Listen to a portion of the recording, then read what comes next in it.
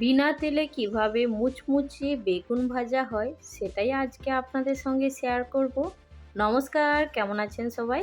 আশা করছি সবাই খুব ভালো আছেন, সুস্থ আছেন। মৌসুমী রকমারি রান্নাতে আপনাদেরকে আবারও একবার অনেক অনেক স্বাগত। প্রতিদিনের মতো আজও একটা সুন্দর রেসিপি আপনাদের সঙ্গে শেয়ার করছি। আশা করছি আপনাদের খুব খুব ভালো লাগবে।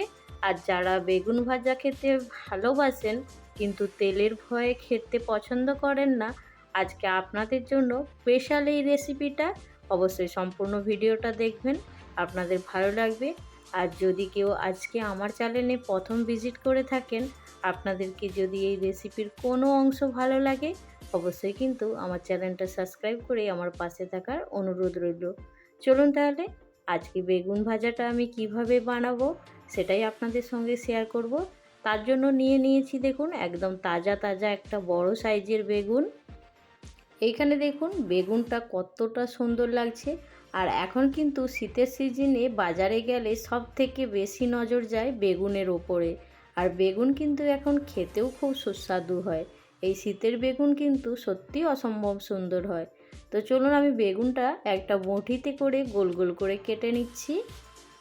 বেগুনটা কেটে আপনাদেরকে দেখিয়ে দিচ্ছি। দেখুন বেগুনের মধ্যে কিন্তু কোনো রকম বিচে নেই। আর এই রকম নরম বেগুন হলে খেতে কিন্তু সত্যিই খুব সুন্দর লাগে। বেগুনটা কাটার পরে দেখুন আমি জলের মধ্যে রেখে দিচ্ছি। আর এইভাবে কিন্তু মা ঠাকুমারা আগে কিন্তু আনাজ কেটে থাকতো। আগে গামলার মধ্যে জল নিয়ে নিত, তারপরে সবজি কেটে জলের মধ্যে দিয়ে দিত। তো সেই জিনিসটাই আপনাদের সঙ্গে একটু শেয়ার করছি। দেখুন আমি পাশে জল রেখেছি একটা পাত্রের মধ্যে। আর বেগুনটা সুন্দর করে গোল করে কেটে নেওয়ার পরে ওই জলের মধ্যে দিয়ে দিচ্ছি। এতে করে কি বেগুনটা কালোও হবে না, আর খুব সুন্দর পরিষ্কারভাবে ধোয়া হয়ে যাবে। বেগুনগুলো সব সুন্দর করে দেখুন আমার কাটা হয়ে গেছে। এবার বেগুনগুলো যে জলের মধ্যে রেখেছিলাম জায়গাটা খুব ছোট হয়ে গেছে। দাঁড়ান একটু আলাদা করে বেগুনটা খুব ভালো করে আগে ধুয়ে নিয়ে আসি, তারপরে আপনাদের সঙ্গে কথা বলছি। জল পাল্টে পরিষ্কার জলে বেগুনটা ধুয়ে নিয়ে চলে এসেছি দেখুন। আর বেগুনটা কতটা সুন্দর হয়েছে দেখতেই পাচ্ছেন, একদম নরম, এর মধ্যে কোনো রকম বিছে নেই। আর এই বেগুন কিন্তু খেতে সব থেকে বেশি ভালো হবে।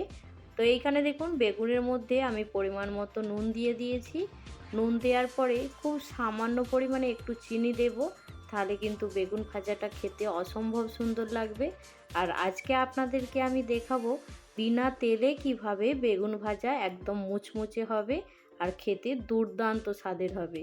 তো এইখানে নুন আর চিনিটা বেগুনের সঙ্গে মাখিয়ে এখন কিছুক্ষণ রেখে দেব। বেগুনটা একটু নরম হয়ে যাবে নুন মাখানোর কারণে। আর একটু চিনি দেওয়া আছে, বেগুনের মধ্যে একটু হালকা মিষ্টি স্বাদ এসে যাবে। আর এমনিতে শীতের বেগুন তো একটু মিষ্টি হয় খেতে, একটু চিনি দিলে আরও ভালো লাগবে খেতে। যদি না দিতে চান তাহলে স্কিপ করে দেবেন। তো বেগুনটা এখন ঢাকা দিয়ে রেখে দিচ্ছি। চলুন এবারে কিছু মশলা বানিয়ে নেব। তার জন্য এইখানে নিয়ে নিয়েছি 2 চামচের মতো তিল, সাদা তিল যেটা বাজারে বিক্রি হয় খোসা ছাড়ানো। আর এইখানে 1 চামচ নিয়েছি পোস্ত। তো এইখানে যে তিল আর পোস্ত আছে, এই তিল পোস্তর মধ্যে কিন্তু তেল থাকে।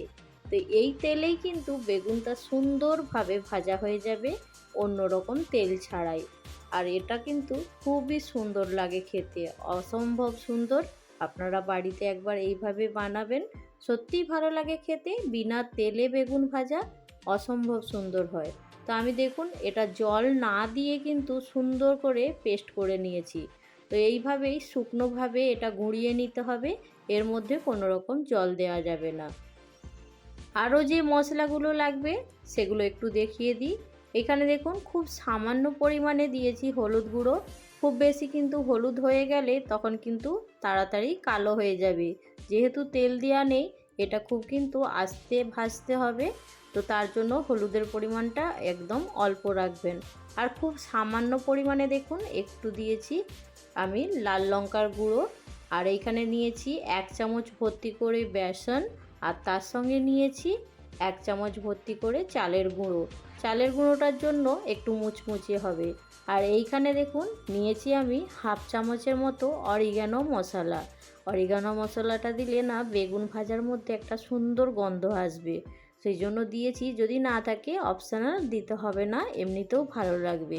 আর এইখানে দেখুন আমি দিয়েছি খুব সামান্য পরিমাণে একটু নুন এই মশলাগুলোর জন্য। আর এটা খুব ভালো করে এবার মেখে নিতে হবে। তো হাতে করেই মেখে নিচ্ছি, চামচের মধ্যে সুন্দর করে মাখা যাচ্ছিল না। তো হাতে করে মশলাগুলো একসঙ্গে খুব ভালো করে মিশিয়ে নিচ্ছি দেখুন। তো আমি প্রত্যেকটা জিনিস আপনাদেরকে একদম ক্লিয়ারভাবে বলে দিচ্ছি কিভাবে কী রকম মশলা দিয়েছি।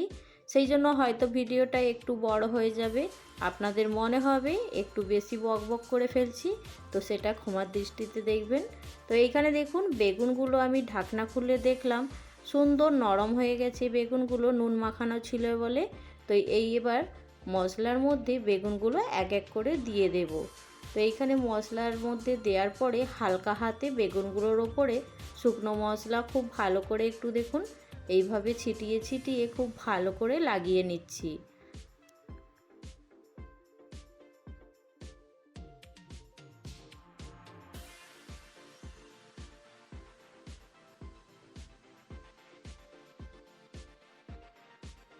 এইবার দেখুন এইখানে বেগুনের মধ্যে সুন্দর করে মশলাটা লাগানো হয়ে গেছে। এবার এই বেগুনটা সরিয়ে দিয়ে আর যে বাকি বেগুনগুলো আছে সেইগুলো কিন্তু সুন্দর করে মশলা লাগিয়ে নেব। আরও একটা বেগুন সুন্দর করে মশলা লাগিয়ে নিচ্ছি দেখুন।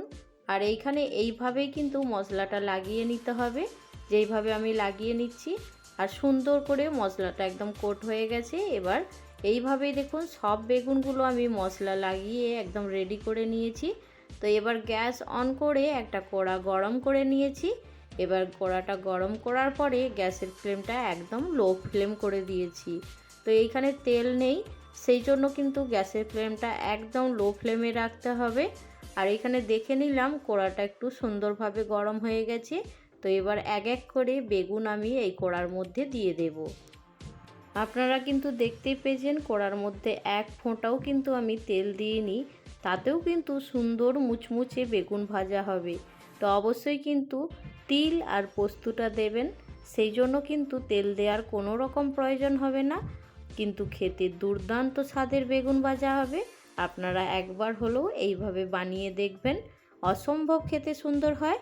যারা তেলের ভয়ে কিন্তু বেগুন ভাজা খেতে চাচ্ছেন না, তারা কিন্তু একবার এইভাবে বেগুন ভাজা খেয়ে দেখুন, অসম্ভব সুন্দর হয়। আর এইখানে দেখুন আমার সব কিছু দেওয়ার পরে আমি খুব ভালো করে একটা ঢাকনা ঢাকা দিয়ে দিয়েছি।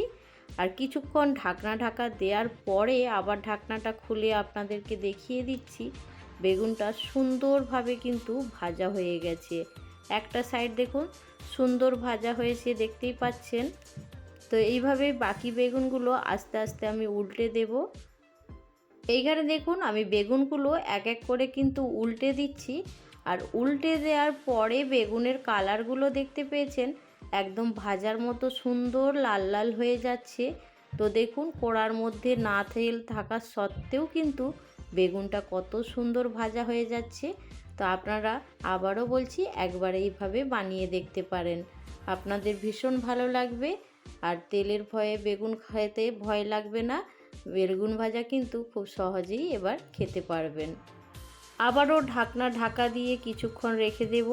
আর গ্যাসের ফ্লেমটা কিন্তু কোনোভাবেই কিন্তু জোরে করা যাবে না, একদম স্লো করে রেখে দিতে হবে। আর এইভাবেই ঢাকনা দিয়ে বেগুনটা ভেজে নিতে হবে। তো কিছুক্ষণ পরে আমি আবারও ঢাকনাটা খুলে দেখলাম বেগুনটা, আবারও আমি আস্তে আস্তে উল্টে দিচ্ছি দেখুন। এখানে বেগুনগুলো সুন্দর করে আমি উল্টে দিলাম। মাঝে মাঝে বেগুনগুলো শুধু হালকা হালকা উল্টে দিয়ে আর গ্যাসের ফ্লেমটা একদম লো করে ঢাকনা ঢাকা দিয়ে সুন্দর করে ভেজে নিতে হবে। আর গ্যাসের ফ্লেমটা আবারও বলছি একদম জোর করা যাবে না। তো এইখানে দেখুন আবারও ঢাকনা ঢাকা দিয়ে রেখে দিয়েছিলাম। এবার বেগুনটা আমি একটু চেক করে দেখে নিচ্ছি সেদ্ধ হয়েছে কিনা।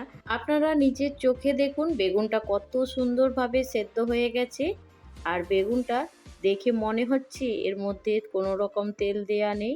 আর সত্যি কিন্তু এর মধ্যে না তেল দিয়েও এতটা সুন্দর বেগুন ভাজা হয়েছে, সেটা আমিও দেখে একদম অবাক হয়ে যাচ্ছি।